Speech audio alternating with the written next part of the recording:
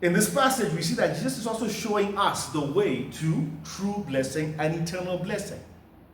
And we said last week that if the world had to write its own version of this passage, it would be something like, blessed are the rich and the famous, blessed are the influencers, blessed are the powerful, and blessed are the prideful and arrogant.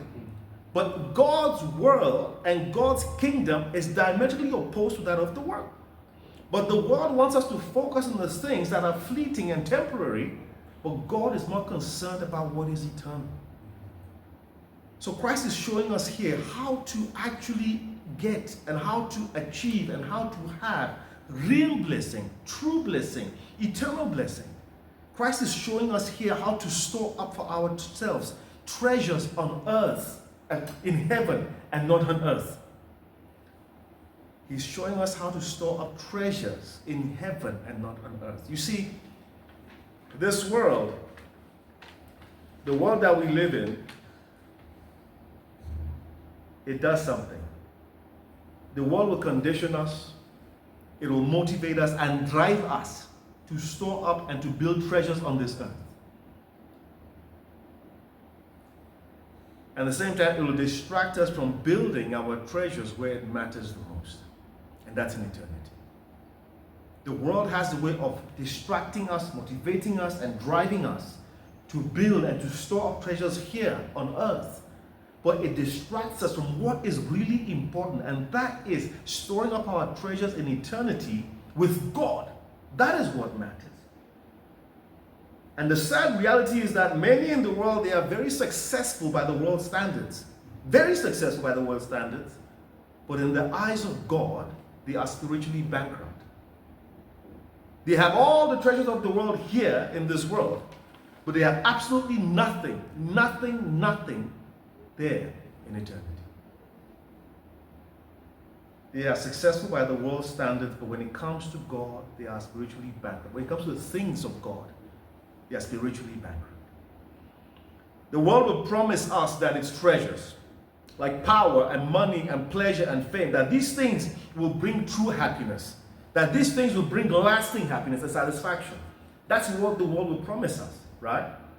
But if we look at the world around us, when we look at the world around us, do you know what we see? We will see that in spite of all the wealth and the success and the pleasures that are in the world today, humanity has never been more unsatisfied. In spite of all the pleasures and the wealth in the world today, we have never been more unfulfilled. We have never been more unhappy. This world will give us things and make us believe that the money and the power and the wealth will satisfy us. And the reason why humanity will never be satisfied, the reason why they will never be fulfilled, is because the only person, the only one who can bring about real blessings, the only one who can bring about lasting blessings is Jesus. The only one who can bring real fulfillment and joy into our lives is Christ. The only one who can fill that gaping hole, that yearning within our hearts and our souls, that can satisfy that deep craving that we all have, is Jesus. No amount of money, no amount of power, no amount of pleasure is able to fill that gap, that yearning, that hole within our soul.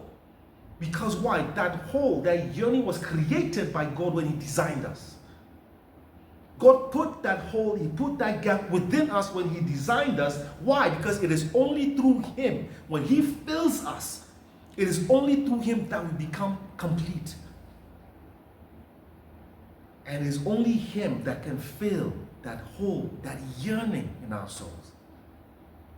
And so you find in the world today that many are lost and they are incomplete. They are unfulfilled and unsatisfied no matter what they do, because they haven't got Christ.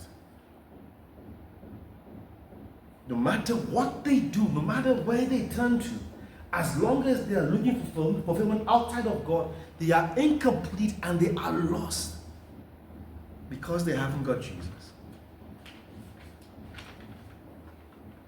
We are only complete, we are only fulfilled when Christ comes and fills that yearning in our souls. when we surrender ourselves to the Lord completely. When we have poverty of spirit, when we realize our own spiritual bankruptcy, when we realize our own brokenness, when we realize that without God we are nothing. Many in the world are trying to fill this gap in their hearts, this craving in their souls, this hunger in their souls, in different ways. They're using drugs, gambling,